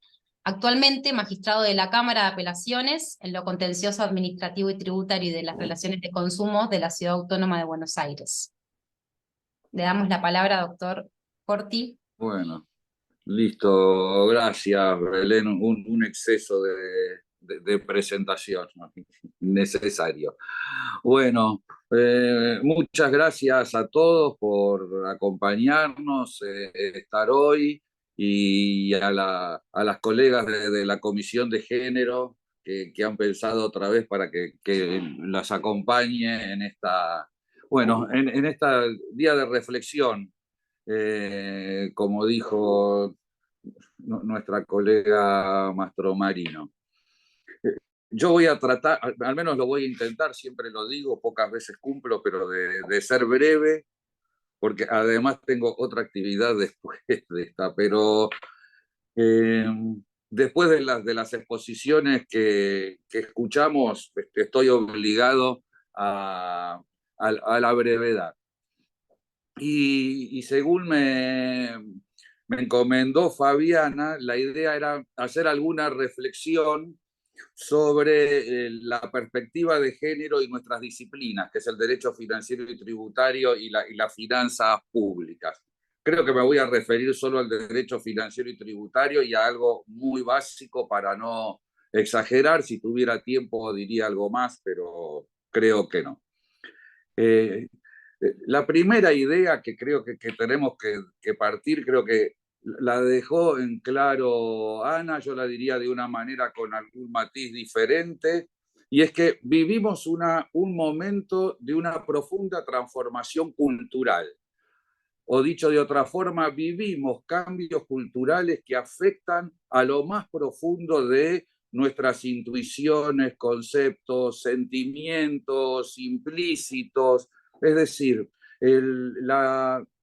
esa trama conceptual sensible, ¿no? Que es a partir de la cual vivimos y pensamos y que damos por hecho, hoy en día en nuestra cultura se encuentra puesto en cuestión, y uno de los ejes de las perplejidades y transformaciones contemporáneas viene por toda la perspectiva de género, ¿no? que pone en crisis y en duda categorías muy básicas y muy tradicionales de la cultura, básicamente el binarismo, ¿no? Por de pronto, y tal como ese binarismo estructuró los ordenamientos simbólicos occidentales, entre ellos el ordenamiento jurídico. Creo que uno de los elementos más notorios de esa transformación actual es que hay colectivos, por ejemplo, el de las mujeres, pero otros colectivos minoritarios de las diversidades, ya no son grupos sociales, es decir, grupos de personas que podemos identificar en la sociedad por algún rasgo social común, y entonces forman un colectivo y actúan, sino que son colectivos que han adquirido un estatus político. ¿Qué quiero decir con eso? Han adquirido un grado de reflexión social colectiva de forma tal que tienen una voz política. Y eso significa también que tienen una voz con respecto al reparto del poder en la sociedad. Y eso es algo notorio, eso uno lo ve en la Argentina con todos los movimientos feministas de mujeres y básicamente de los jóvenes, ¿no? Que son el motor energético básico de ese reclamo político. Eso es para el contexto simplemente. Ahora, ¿cómo impacta esta cuestión en nuestra disciplina que es el derecho financiero y tributario? Bueno, aquí hay una situación complementaria e interesante y es que vivimos un momento de enorme autorreflexión sobre nuestra disciplina, porque creo que nuestra disciplina está viviendo un momento de crisis muy profunda. Por dos motivos. Por un lado, todas nuestras técnicas que vemos alrededor, financieras, ya son diferentes a como los conocíamos. Al menos en mi caso, que ya tengo unos años, creo que muy pocas cosas hay en el derecho financiero y tributario hoy que sean semejantes a como yo lo estudié en la facultad en los años 80. Hay unas transformaciones muy, pero muy profundas. Y a la vez hay algo muy complejo para nuestro saber, algo que empecé a comentar en las jornadas que hicimos de graduados hace pocos días. Creo que nuestra disciplina no da respuesta a los principales problemas que plantea la sociedad con respecto al derecho financiero y tributario. Hay cuestiones de nuestra disciplina del derecho financiero y tributario que están en el centro de toda la agenda política, de la discusión de la opinión pública, y nosotros desde nuestra disciplina jurídica no decimos casi nada. Es algo curioso, pero es, como para seguir con un vocabulario que se venía diciendo, es una brecha práctico-cognitiva muy compleja y que nos deslegitima como comunidad intelectual y académica. Esto significa, en otra forma, que no estamos en un momento de la ciencia normal, como decía Kuhn, ¿no? Donde hay un paradigma con conceptos, técnicas, imaginarios, símbolos, que están dados por supuesto y se trata de avanzar, ¿no? Acumular conocimiento dentro de un paradigma.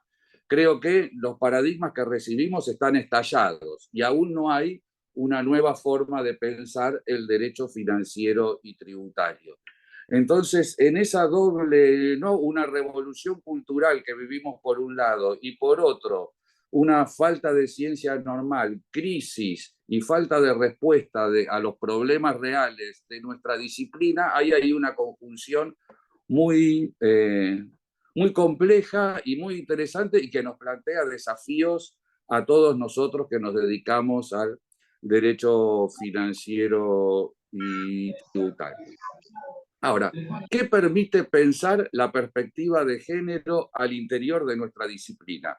Muchas cosas, pero yo me hice una frase donde traté de resumir algunas al menos, pero sí nos permite repensar la igualdad sustantiva a la cual se han referido mis dos colegas con anterioridad, en un sistema ampliado de derechos y en el marco de un enfoque integral de las técnicas financieras bajo la idea, en mi caso, de constitución financiera, cada cual puede pensar el concepto clave para reelaborar nuestra disciplina. Es decir, reconfiguración de la igualdad sustantiva en el marco de una visión de los derechos ampliada y viendo integralmente todas las técnicas financieras. Y esto solo, dicho así, que puede ser una obviedad, pone en crisis a lo que podemos llamar el paradigma consensual clásico que todos hemos recibido del derecho financiero y tributario, en el que hemos estudiado, en el que organiza la enseñanza de grado, de posgrado, salvo muy pocas excepciones, al menos en la Argentina. Porque ¿cuál es ese enfoque clásico? Ese enfoque clásico pone en el centro del derecho financiero el tributo y parte del supuesto de que el tributo es el instituto más importante de nuestra disciplina al que le tenemos que dedicar la mayor atención. De ahí que es lo que ocupa la mayor parte de los programas y de las materias que nosotros impartimos. En finanzas públicas y derecho tributario, lo central es el derecho tributario. Todo lo demás parece ser como hablábamos hace unos pocos días en Uruguay, no se corre rápido para poder dar todo lo tributario que hay que dar. Y luego tenemos materias complementarias, procedimiento tributario, penal tributario, derecho sustantivo tributario, internacional tributario. Creo que la prueba es inequívoca.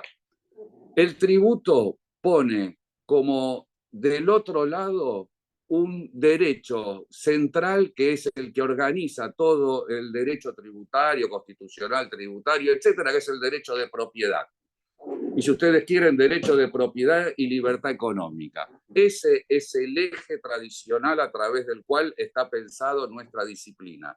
Y eso hace que se haya considerado esencial o se haya creído que existe algo así como el derecho constitucional tributario, algo desde mi óptica que no tiene el más mínimo fundamento, hoy en día al menos en los derechos positivos comparados contemporáneos, y que pone en el centro de la escena algo que se ha venido a llamar el Estatuto de Garantías de Derechos y Garantías del Contribuyente.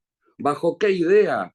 De que el tributo es un instrumento básicamente y potencialmente lesivo y lo que hay que pensar es cómo protegemos a una figura que es el contribuyente, su derecho de propiedad y su libertad económica frente a la injerencia tributaria.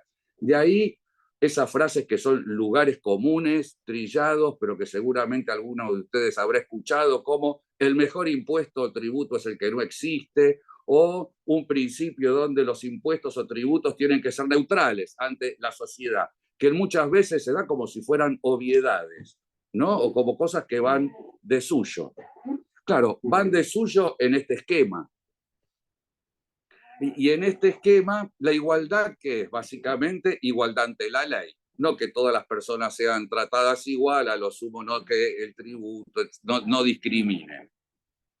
Por cierto, en la historia efectiva del derecho financiero y tributario, que siempre ha excedido los marcos estrechos de las teorías y de las visiones dominantes que se han desarrollado para describirlo y explicarlo, claro, en esa práctica hubo algo central, al menos desde el fin del siglo XIX y comienzos del siglo XX, que es la progresividad. Y que, como todos sabemos, ha tenido muchas dificultades para insertarse en los esquemas, primero en la realidad misma, ¿no? Por cuánto se ha discutido. Tendríamos que recordar, no todas las objeciones teóricas que se le hacían a la progresividad. Y luego se ha acomodado mal que mal en los esquemas teóricos, pero nunca adquirió centralidad. Menos aún la progresividad de todo el sistema tributario, que está en constituciones, pero sin embargo nunca ni la práctica ni la teoría le ha querido dar una significación concreta, eficaz, jurídicamente pensada para poder incidir en la realidad a la progresividad de los sistemas tributarios. Algo insólito para los argentinos y los latinoamericanos en general, porque todos nuestros sistemas tributarios son claramente regresivos. Entonces, a diferencia de los sistemas tributarios europeos, ¿no? Donde, para decirlo rápido, el índice de Gini ex ante y ex post obtiene resultados beneficiosos, eso no sucede en ninguna o casi ninguna, para ver, puede ser que haya alguna sociedad latinoamericana. Entonces, ¿qué nos introduce conceptualmente la perspectiva de género. Nos dice, bueno, hay que poner el foco en la igualdad sustantiva y hay que poner el foco en una pluralidad de derechos que están en juego. Por supuesto, la propiedad y la libertad económica, pero muchísimos derechos más. Derechos en general y derechos a su vez que tienen que ver con colectivos en particular, porque vamos a hablar de los derechos que están vinculados al colectivo que tiene que ver con el género, pero en igual circunstancia tenemos los derechos con las personas de discapacidad, los adultos mayores, los niños, niñas y adolescentes, cada uno con problemáticas específicas, categorizaciones específicas y regímenes jurídicos con derechos específicos que tienen consecuencias para todo el ordenamiento jurídico. ¿Y por qué es importante la igualdad sustantiva? Por algo que dijo la colega en la exposición anterior. Vivimos en sociedades estructuralmente desiguales en muchos aspectos, entre otros en materia de género. Es decir, poner en el foco en la igualdad sustantiva implica correlativamente poner el foco en aquella realidad social que es correlativa al derecho en las desigualdades estructurales. Es decir, desigualdades fácticas que impiden el ejercicio igualitario de los derechos, o si ustedes quieren, impide gozar de forma igualitaria de los beneficios que colectivamente generan las sociedades, porque los beneficios se generan colectivamente, aun cuando hoy se crea que son creaciones puramente individuales, ¿no? Como si nosotros pudiéramos pensar ahora sin que hayan pensado generaciones y generaciones de personas con anterioridad que ignoraban, por otra parte, sí, derechos de propiedad intelectual, etcétera, ¿no? Pensaban e innovaban simplemente por muchísimas razones, entre otras cosas por el simple gusto del conocimiento, ¿no? Y sin eso no podemos pensar. Entonces, decir que el pensamiento, como tantas otras cosas, es algo individual y lo que producimos es individual, parece bastante raro, aunque también sea lo que habitualmente se dice, por otra parte. Y acá, claro, poner la igualdad sustantiva implica repensar toda la igualdad, ¿sí? Y implica cuestiones muy complejas, ¿no? Porque en general, en la visión tradicional del derecho financiero y tributario, el poder solamente está del lado del Estado. Y entonces hay una sociedad contribuyente sin poder que tienen que, de alguna forma, defenderse frente a un poder concentrado mayor al que de ellos. Ahora, las dos posiciones anteriores partieron de otro supuesto, que hay poder en el Estado, pero hay poder en la sociedad. Hay distribuciones desiguales de poder que, sedimentadas a lo largo del tiempo y reproducidas generación tras generación, producen jerarquías. Es decir, personas que están en estatus sociales que tienen diferencias muy notorias de poder. Y una de las, digamos así, rasgos que producen enormes diferencias de poder justamente es la cuestión de género, ¿no? Donde es notorio que el estatus de los hombres tiene muchísimo más poder que el de las mujeres. Dijeron antes que era algo bimilenario, yo no sé, una cuestión histórica de la historia del patriarcado, etcétera, pero no sé si ha sido tan lineal, porque en el mundo premoderno la situación de la mujer ha sido mucho mejor que en el mundo moderno, donde fue relegada al ámbito doméstico, etcétera, que eso no es algo de la tradición occidental, sino que es algo muy característico y típico de la modernidad, del mundo, digamos así, liberal burgués de los últimos siglos, sí, que tuvo en justamente la relegación de la mujer un elemento central en el propio dinámica del desarrollo económico. ¿Qué quiero decir con esto? Sin el trabajo de reproducción que hacen las mujeres en los hogares, etcétera, no podría hacerse el trabajo de la producción económica. Entonces, una cosa es cuestión de la otra. Entonces, creo que ese esquema es el que está estallando. Y claro, por muchos lugares, ¿no? Quizá una muestra, estaba viendo mientras preparaba la exposición, es una de las síntesis supuestas del conocimiento de la doctrina tributaria latinoamericana, que es la Carta de los Derechos y Garantías del Contribuyente que preparó la ILAC, que supuestamente es el concentrado de la doctrina latinoamericana. Bueno, vayan a ver a esa carta cuánto hay de igualdad sustancial primero, creo que nada, y cuánto luego de perspectiva de género, creo que menos aún.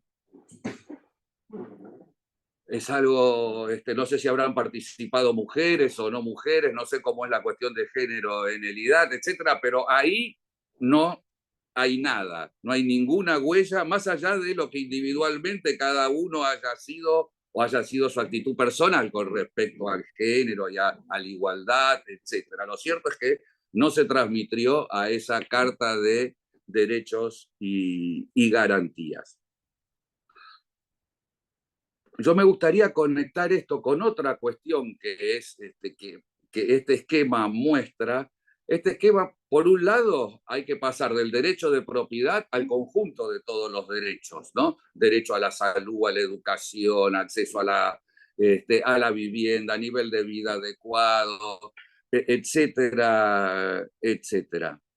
Y por otro lado, hay que tener en cuenta de manera integral la totalidad de las técnicas financieras. El tributo es una, pero están todos los recursos no tributarios, está la deuda pública y está la moneda y ese instrumento que es el articulador de todos los anteriores, que es el presupuesto público.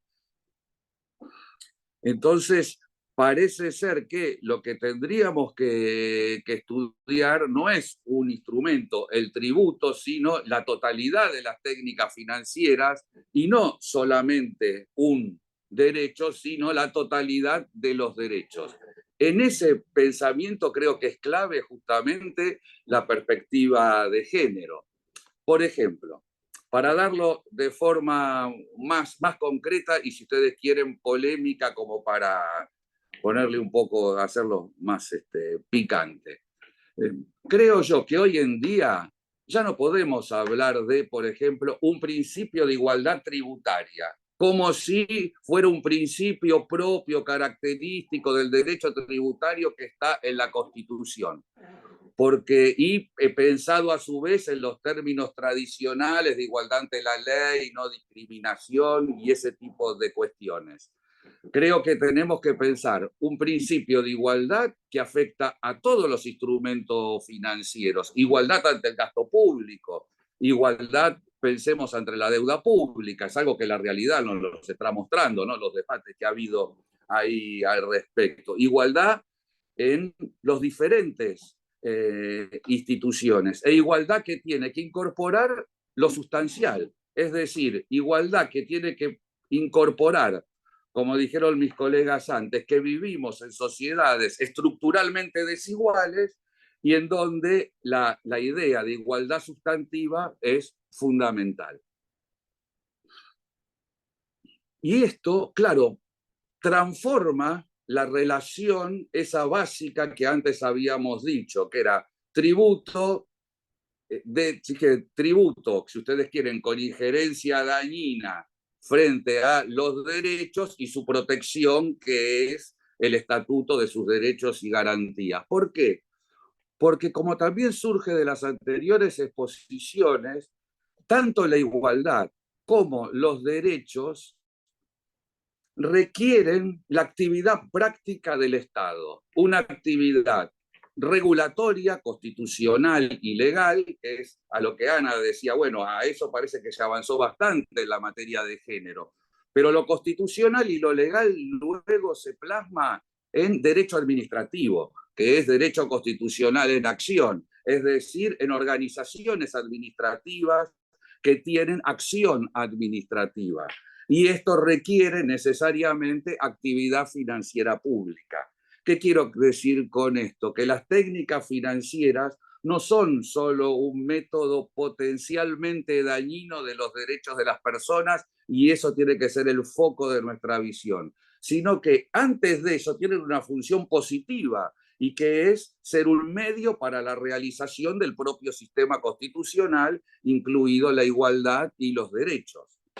Medio de realización entonces que es positivo antes que ser negativo. Por supuesto, toda técnica estatal positiva en su desenvolvimiento puede tener eventualmente efectos negativos que hay que controlar, frente a los cuales hay que protegerse, etcétera, etcétera. Pero primero pensamos lo positivo, no lo negativo. En el esquema del sentido común del derecho financiero y tributario, el eje es lo negativo. Por eso esos lemas que antes les mencioné, y les pregunto, ustedes me podrán decir, el mejor tributo es el que no existe, parece ser que es como el lema, creo, de todo profesor de derecho tributario. En cambio, en este repensamiento es claro que para la práctica evidentemente no es así y para nuestra teoría no debe ser así. Y creo que para nuestros marcos constitucionales tampoco es así. Claro, no todas las constituciones tienen una cláusula tan expresa, clara e inequívoca como el artículo 3 de la Constitución italiana, ¿no? Del 48, la obligación de remover todos los obstáculos que impiden efectivamente disfrutar de la igualdad, de los derechos, etc. Claro, cláusula muy difícil de que se incluya en una constitución en el siglo XXI porque debe ser muy difícil reconstruir esas alianzas políticas tan características de la posguerra como fue la italiana en el año 48. Y claro, esto significa que las técnicas como las estatales, como las técnicas, las tecnologías financieras, tienen justamente, digamos así, están vertebradas por la idea totalmente contraria a la idea de neutralidad, sino es la idea justamente de transformar las relaciones sociales. Porque ¿qué queremos? Queremos que haya menos violencia en la sociedad, porque hay violencia en la sociedad, hay violencia de los hombres con respecto a las mujeres, entonces es necesario transformar la sociedad. Y para transformar la sociedad no se necesitan simplemente palabras y reglas, como tampoco es suficiente la simple amenaza coactiva. Sí, es el último recurso de utilizar la coacción estatal, sino que se requiere regulaciones, instituciones, dispositivos de apoyo, una actividad constante y costosa para que efectivamente la realidad deje de ser tan dramáticamente difícil como es en la actualidad. Y voy terminando para ya cerrar, para no desviar con más ideas, porque hoy dije, me concentro en una idea, en algo básico, sencillo, que creo que para mí es obvio, pero evidentemente para todos o la mayoría de mis colegas no lo es, porque en general piensan de otra forma, ¿sí? Y entonces mi conclusión es que necesitamos reformular nuestra manera de comprender, enseñar e investigar el derecho financiero y tributario. La perspectiva de género es clave en ese camino. Me gustaría dar un ejemplo de esta reelaboración y seguramente ustedes conocen que con otros colegas en Latinoamérica hemos elaborado unos principios de derechos humanos para la política fiscal. Lo pueden encontrar en la página del Center for Economic and Social Rights. Y ahí hemos incluido un principio específico referido a la igualdad de género, complementario a un principio referido a la igualdad sustantiva. Leo el principio 6, dice, los estados deben promover la igualdad sustantiva de género mediante su política fiscal. Política fiscal significa de endeudamiento monetaria, tributaria, presupuestaria, etc. Es decir, política financiera integral, con una perspectiva de interseccionalidad. Y ahí tenemos luego esto se desagrega, eliminar discriminaciones, economía del cuidado, presupuestación, tributos, tenemos un punto de garantías procedimentales que se las puedo leer porque creo que son de mucha actualidad. porque se dice asegurar la participación de las mujeres en los procesos de elaboración, ejecución y monitoreo de la política fiscal, incluidas las mujeres campesinas, indígenas, afrodescendientes y migrantes, utilizando medidas de democracia paritaria para democratizar el ejercicio del poder político. Analizar desde una perspectiva de género los programas económicos, incluidos los de estabilidad macroeconómica y la deuda externa, para evaluar sus repercusiones y ajustarlos para fomentar una distribución más equitativa de los bienes, el patrimonio, las oportunidades, los ingresos y los servicios. Asegurar que las medidas de ajuste fiscal o de recortes presupuestarios, todo indica que la mayoría de nuestros conciudadanos es lo que han decidido para nuestra sociedad en el futuro, ¿no? Hacer un ajuste fiscal o de recortes presupuestarios. Acá dice asegurar que estos medidas de ajuste dirigidas a enfrentar las situaciones de desaceleración económica se adecúen a los principios de derechos humanos y de no discriminación, evitando especialmente la profundización de los niveles de pobreza de las mujeres, la sobrecarga de trabajo no remunerado y de cuidados que enfrentan las mujeres y la reducción del financiamiento y los presupuestos para las políticas de igualdad de género. Por otra parte, aparentemente también, ¿no?, de acuerdo a la mayoría de nuestros conciudadanos, de acuerdo a lo que han elegido democráticamente en nuestra sociedad, la desigualdad de género no existe, con lo cual, bueno, veremos cómo se irá desenvolviendo nuestra vida comunitaria de aquí al más. Pero entonces, volviendo, digo, este es un ejemplo de lo que está sucediendo en la realidad y de cómo venimos tratando de repensar nuestra materia, por ejemplo, con la perspectiva de género y de derechos humanos.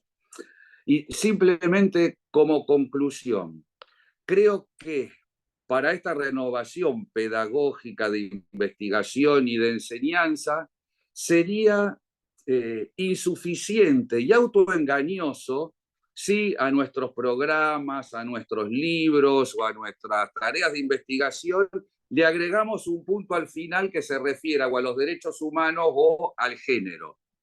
Porque eso implicaría que podemos mantener, voy a decirlo brutalmente, nuestro derecho financiero y tributario conceptualmente machirulo y le agregamos una especie de frutilla de género para compensar todo lo negativo que tiene antes. Pero esa no es la idea. La idea es cómo cada una de las categorías que conforman nuestra trama conceptual la repensamos a la luz de que hay derechos humanos, derechos sociales, perspectiva de género, etc.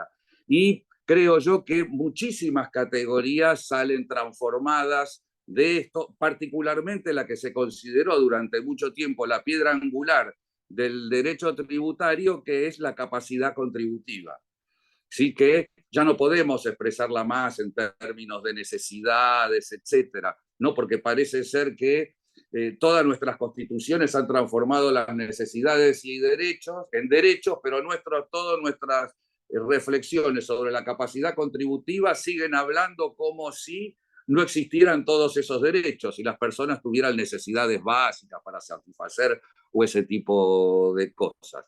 ¿Qué quiero decir con esto? Tenemos el desafío de repensar desde nuestra primer categoría hasta la última. Tenemos que integrar la perspectiva de género, de derechos humanos, en la totalidad del desenvolvimiento académico, intelectual, conceptual y pedagógico de nuestra disciplina. Y como dijo Ana, creo que eso vivimos finalmente. Ella dijo democracia. Yo creo que la igualdad es el corazón, es el motor de la democracia. Y la igualdad sustantiva, es decir, la igualdad real de nuestras libertades para poder gozar de todos los bienes colectivos y comunitarios que las sociedades generan. Bien. Y eso es el equivalente o es el núcleo, creo yo, de la democracia. Entonces, tenemos, creo yo, que abogar por la democratización de nuestra práctica del derecho financiero y tributario y, por supuesto, de la doctrina que es la que no solamente es una reconstrucción, ¿no?, sino que es un motor mismo en el desarrollo de esa práctica. Muchas gracias. Muchas gracias, Horacio. Siempre es muy interesante escucharte. Llegados a este punto, destaco las palabras de agradecimiento que han quedado en el chat para todos los disertantes. Me sumo a ese agradecimiento por el tiempo dedicado y los aportes para la reflexión. A la brevedad vamos a estar subiendo la grabación a la web del Centro de Estudios de Derecho Financiero y Derecho Tributario, donde la podrán consultar todas las veces que lo deseen. Y bueno, para finalizar la jornada, titulada Democracia, Federalismo y Tributos desde una perspectiva de género, le cedo las palabras de cierre a la doctora Gladys Vidal. Bueno, buenas tardes a todos. Agradecerles la participación y acompañarnos no solamente en esta actividad, sino que también hay caras que nos han acompañado en las propuestas que hemos tenido a lo largo del año.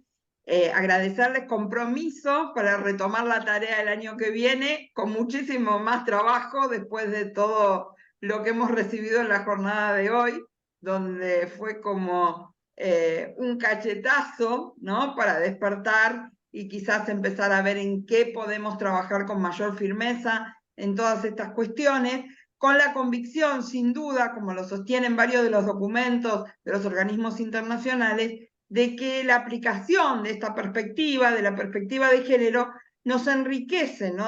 Nos enriquece y nos da fuerzas para mirar de una manera distinta a la realidad, y no solo mirarla, sino actuarla. Hay un viejo método de conocimiento que se aplicó en la década del 80 y del 90 para mirar las realidades, que era un método que se llamaba el método del ver, juzgar, actuar. Nosotros en este momento estamos tratando de ver las cosas. Nos queda ahora el juzgar a la luz de lo que ya sabemos y actuar en consecuencia. Esa es la propuesta que tenemos y que vamos a tratar de recoger también a partir de todas las actividades el año que viene. Les sugerimos que traten de ver la página web del centro, donde no solamente van a encontrar esta exposición, como les dijo Belén, que va a estar subido el video prontamente, sino también una recopilación de actividades anteriores y también las futuras propuestas. Que tengan un muy buen 2024 y Dios mediante agradecerles fervorosamente a Celina, a Ana y a Horacio por tu acompañamiento en esta actividad y vernos lo antes que podamos. Un cariño a todos y felicidades. Muchísimas gracias. Muchas gracias por la invitación. Hasta luego.